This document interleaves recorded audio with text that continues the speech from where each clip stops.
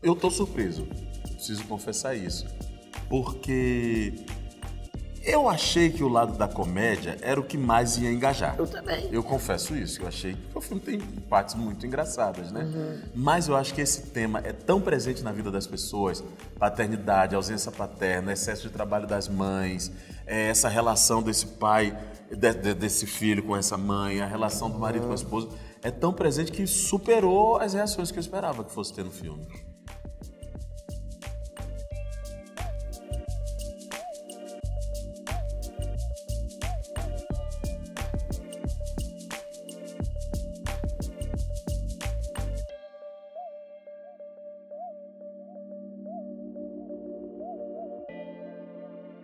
Na verdade, eu sempre quis fazer um filme sobre paternidade. Eu estava em busca de projeto assim quando eu fui convidado.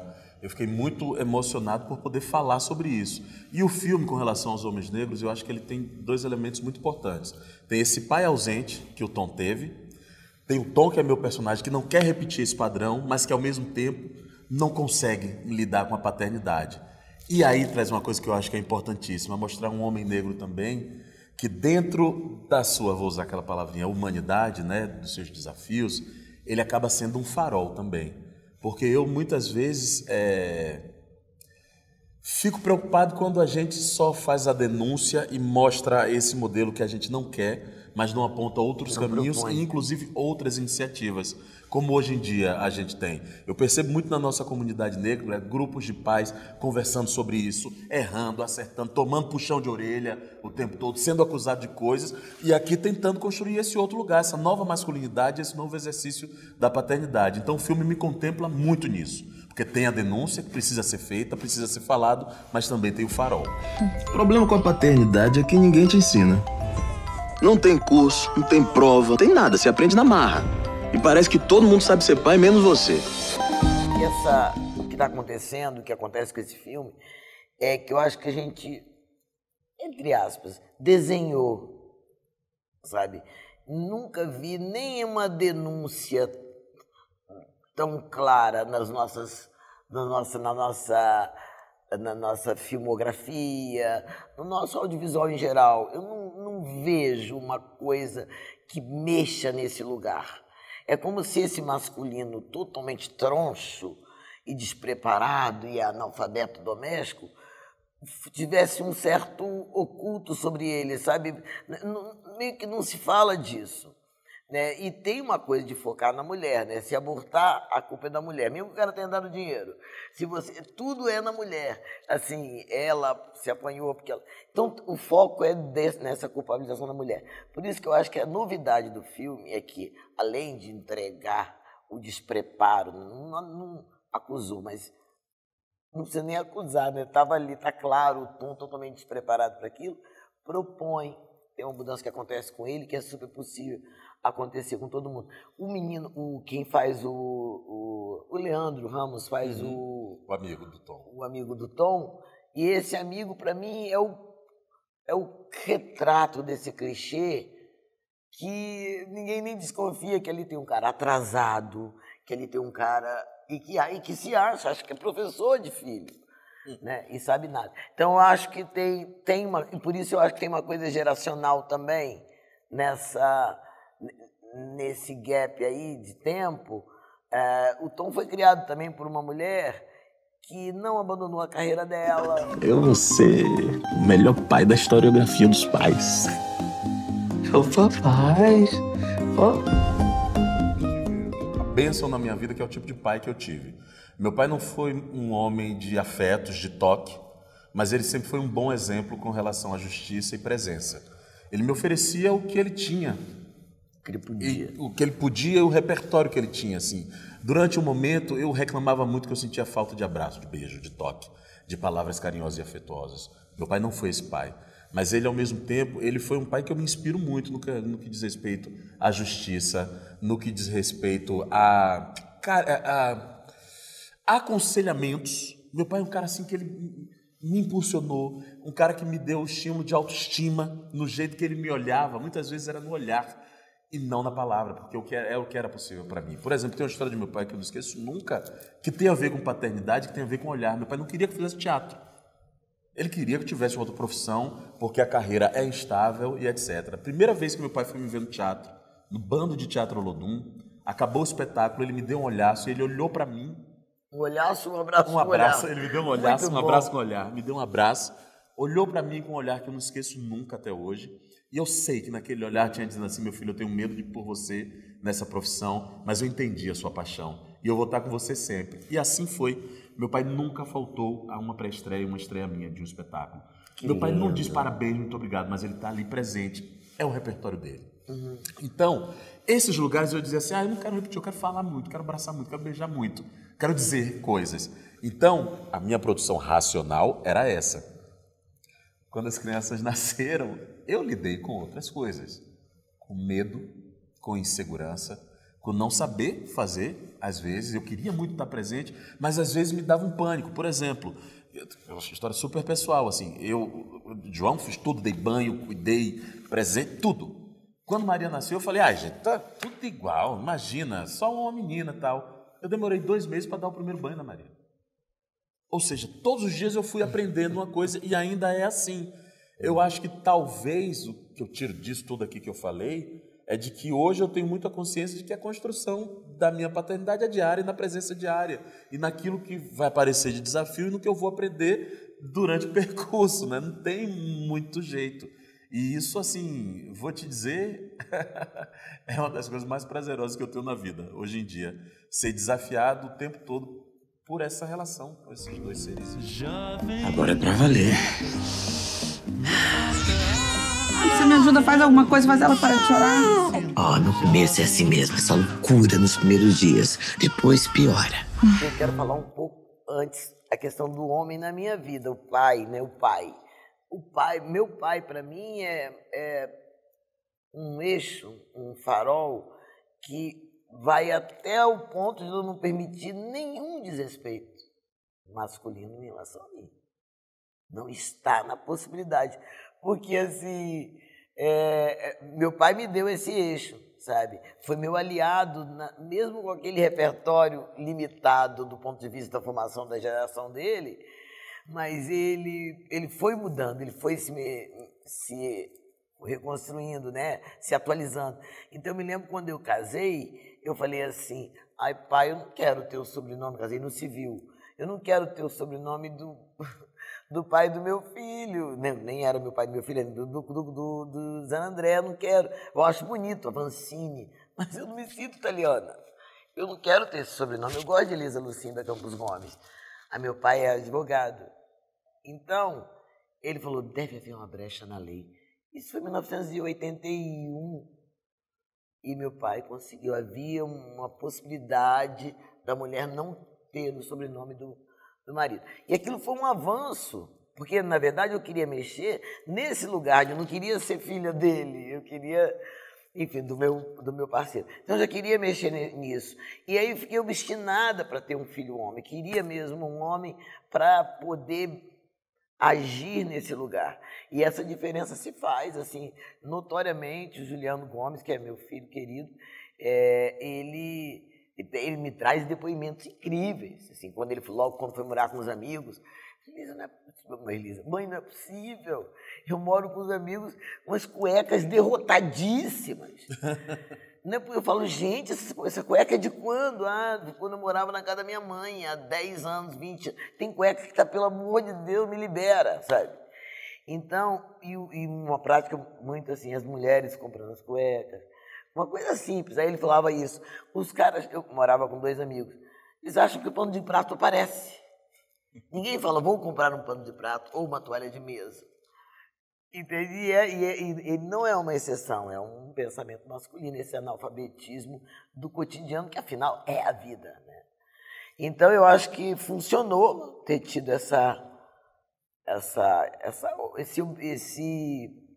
meta de criar esse menino, sabe? Pedir para ele fazer coisas para mim. Faz um sanduíche para mim, filho. E não só uma mão, sabe? Minha amiga, minha comadre Giovana Pires, minha sócia, eu sou madrinha do filho dela. E começamos a trabalhar nisso, que é muito fácil você criar um menino machista. aquele menino com aquela graça, né?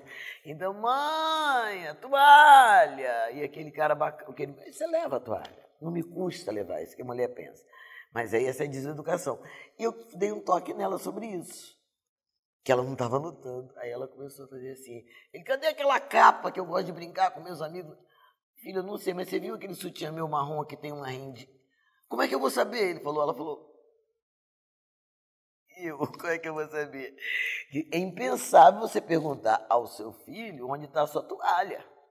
Mas a outra mão... se a gente mergulhar nesse assunto, é um novo mundo, né? Assim, eu digo, entrar numa de vez no cotidiano, é um novo mundo que se abre. E Tom, como é que tá saindo com o pai? Amor, vou jogar com os caras, tá? Mas não vou demorar não, só tô precisando desanuviar um pouco. Ter um pai trabalhando na licença paternidade. É, que deu pau no sistema aqui. E o pau do nosso sistema, Moreira? Sua vez. Para o ímpar. Há um tempinho atrás aqui da nossa conversa, você falou assim, você acha que a nova geração está mudando e etc. Eu acho que uma parte tá, mas na verdade o senso comum é absolutamente outro. Por isso que eu fico feliz com esse filme, porque eu acho que ele é um início de conversa. Eu acho que a conversa não se encerra nele. Não. Eu estou fazendo muito a brincadeira de que eu quero fazer outros filmes, porque tem outros temas que eu quero discutir, e de verdade quero muito, porque eu sei que a nossa profissão, a arte, o nosso trabalho, ele abre locais da sensibilidade das pessoas, pode provocar transformações. Mas a conversa está muito no começo. Inclusive, por isso eu estou curioso para ver como é que vai ser essa recepção pelo público desse filme nos cinemas. Porque ele é um filme acolhedor, mas ele traz algo de incômodo também. Mas é um incômodo necessário e transformador, e que as pessoas vão se encontrar nele ali em algum lugar, e aí a gente tem a esperança de que revejam seus comportamentos, né? Eu acredito totalmente nisso, que na verdade é o começo. Nós não vamos jantar agora não, agora é o couvert. Né? Não, é a entrada do negócio, porque o assunto é muito vasto, é caudaloso, né? E é um formato. Nesse lugar que está o masculino, nesse lugar do violento, os meninos, é tão extenso esse assunto, os meninos pacíficos sofreram muito, e ainda sofrem. Não quer brigar, quero ficar conversando com minha prima. Que é isso? Vai jogar bola? Quer conversar com a prima? Isso é coisa de viado. Por quê? Você não, pô. E é muito pesado isso ainda. E passar um trator por cima dessa sensibilidade. Né? Então, há muito que se fazer. Agora, esse filme botou a mão na massa de um jeito que eu nunca tinha visto no cinema brasileiro. Graças a Deus nós estamos nesse projeto. Eu preciso de você mais perto. Eu ajudo bastante. Você me ajuda, Tom? Você acha que sua filha precisa de ajuda? Posso dormir aqui? O que você aprontou? Eu não aguento com isso. Você sabe que uma das maiores alegrias que eu tive nesse filme foi um dia que um orixá, um anjo da guarda, sei lá, quem me soprou, falou assim, pô, vocês estão no meio da pandemia fazendo esse filme, vão ter que ficar com todas as limitações, né? Foi o primeiro projeto que eu fiz, pelo menos depois que abri um pouquinho. Eu também. Aí um anjo da guarda soprou assim, falou assim, Lázaro, já que você está com um apartamento alugado em São Paulo, vê se a Elisa não quer morar com você.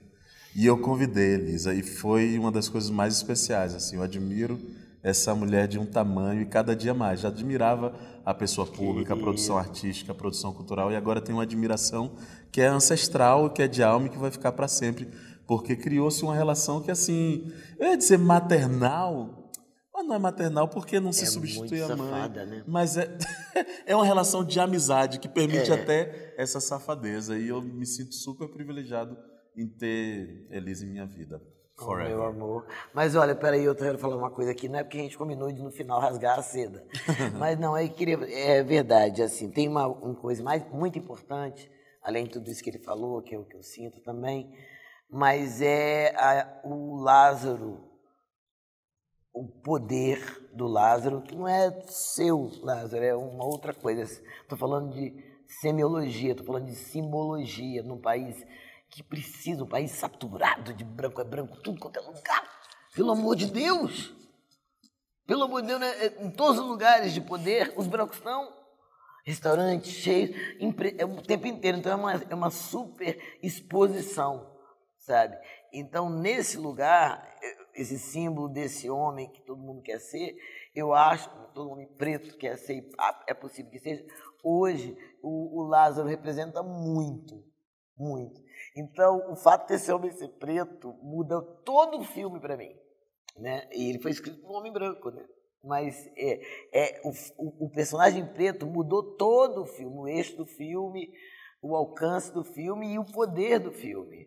Porque, de uma certa forma, se meu herói está nessa, né, eu também, e não aconteceu nada, continua homem, mesmo tendo mudado, pode acontecer comigo. Eu acho que esse poder o Lázaro tem, eu chamo de Macunaíma, porque tem uma graça para poder levar a inteligência genial dele. Querido. Como é essa coisa aí que todo mundo fala de ser um bom pai? Você tem que saber que criar filho é entender a cada dia um pouco que é sobre eles, não sobre você. Pô, por onde é que começa? Eu acho que no 2, esse assunto vai ter que vir, sabe? Do que é um casamento interracial, que não é tão simples, né? Entrada dessas crianças na escola. Aí tem muito assunto. Tem assunto. Agora, eu acho que, enfim, é outro filme, entende? Com a mulher negra, com a mãe negra seria talvez... Mas tem muito isso, né? A gente vive um momento hoje que, felizmente, tem aparecido novas histórias, né? O pai da Rita teve aqui há pouco tempo com a Elisa, o próprio Medido. O pai. O pai. Que é legal, que é uma história de dois homens disputando a paternidade. Disputando a paternidade. Dois homens pretos, querendo a paternidade. E aí, sim, se por um lado dá uma agonia de que a gente tem tantos anseios e assuntos que a gente quer falar, mas por outro lado tem um horizonte que se apresenta aí, porque a gente tem muita história para contar e o mercado vai ter que absorver, não tem jeito. Agora começou, não para mais. Não, e a gente não contou, a gente viu, assistiu, porque se existe um pessoal que conhece, eu vou ter que falar. Se existe um pessoal que conhece a branquitude, é o preto. Nós há muito tempo que a gente observa, até para a sobrevivência, a gente aprende a ler e eles não nos olham. Então, muitas informações que a gente tem, como narrativa, como griots que somos, só nós podemos fazer, só por uma questão simples de eixo, de onde a gente vê. A gente vê o mundo de um lugar e se você não é preto, você não vê. Nem adianta. Pode ouvir relatos, mas você não vê. Então, assim, agora eu também concordo. Começou, não vai parar e vamos ter que aguentar. Acho que o mundo vai ter também que... Vai segurar já está segurando, né? Uma grande... Um questionamento muito forte, né? Se depender de mim, aí eu quero. Eu acho que vai ter dois. A gente quer fazer com a Pródigo, mas se não... Sim, se não quiserem, aí depende deles.